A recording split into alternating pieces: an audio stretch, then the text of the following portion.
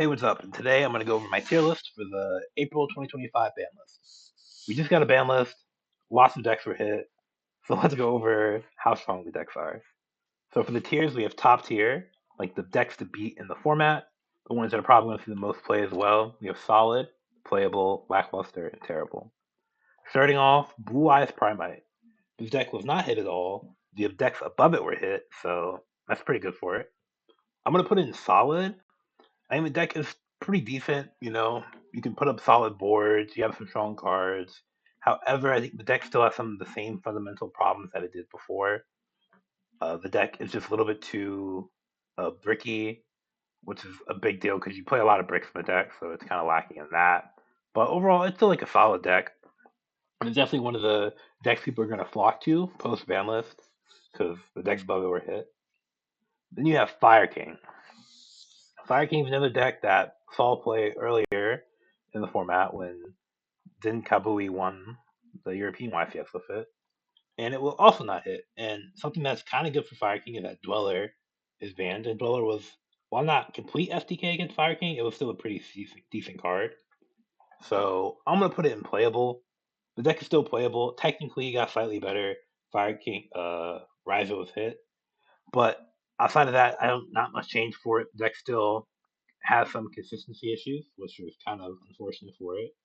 But if you draw well, you can pop off. Then you have Mermail, which is also a hit because Bahamut Shark is banned. And I am going to put this in playable. Bahamut Shark is a big hit to Mermail. Number one, it makes your end board worse because you have less searches. You don't totally awesome summon. You're not triggering Bahamut Shark or triggering Dragoon, sorry, by detaching from Bahamut Shark. So it's actually a big hit to the deck. However, I think Dweller being banned is almost like cancels it out. Not quite, but almost.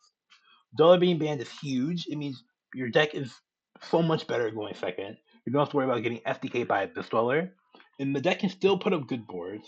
The deck can still play around hand traps, even though you don't have Toad. You still have Minstrel to play around the Biru. So the deck is still decent in my eyes. I mean, going second, honestly, Bahamut Shark wasn't even a necessity. You rarely went into it, so I think Mermail's still in a decent spot. Not having the dual dweller is really nice.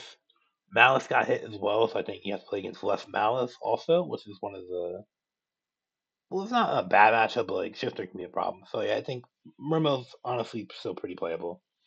Exodia, the deck is terrible. I'm not going to talk about it. I mean, it's okay.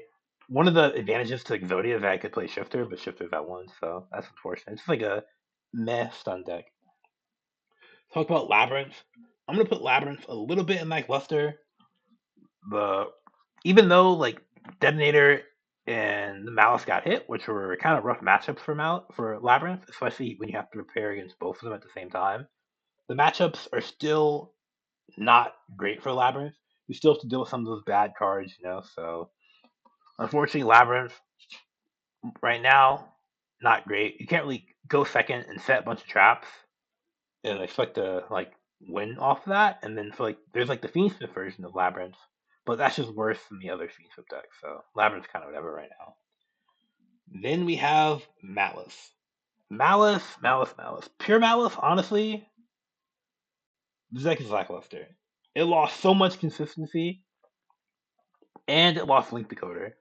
One of the big advantages to Malice was that you didn't need to you beat double hand trap super easily with two card combos because of Link Decoder being able to basically that giving you an extra body. Now you don't have that. Now the deck is more fragile. It's less consistent. The end board still the end board got hit because of Griffin, but you have other end board options, so it's not a big deal. But right now the deck is lackluster. Post Alliance Insight, that might change, but for now it's lackluster. However, in Malice Fiendsmith, I'm gonna put this in top tier. The first top tier deck in the format, Malice Fiendsmith. So yes, Malice did lose some starters. However, Malice Fiendsmith didn't lose that many starters because the Fiendsmith cards are also starters in that deck.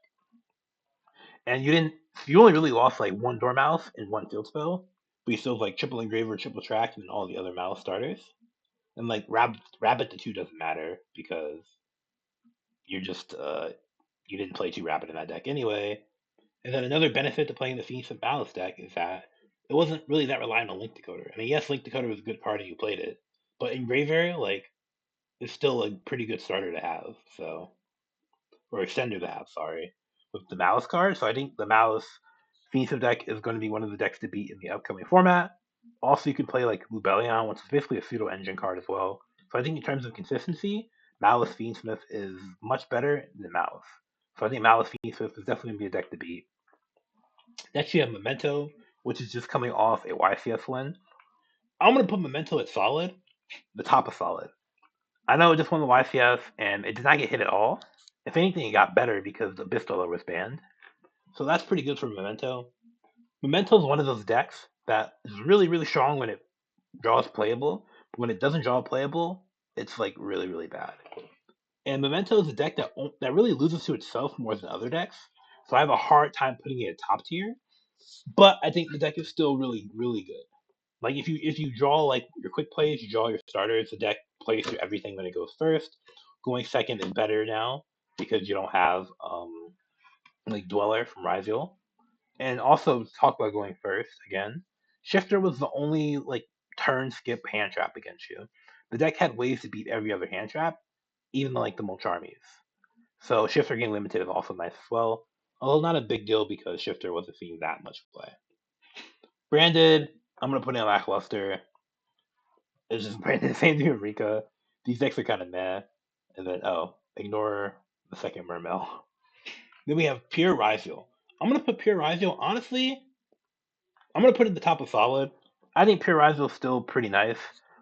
Even though you lost some consistency, you still have enough starters to be like a relatively consistent deck, about 14, with your names, Bonfire, Sims Tachyon, Ascension, and Prosperity, which is pretty solid. You still can put up a good board.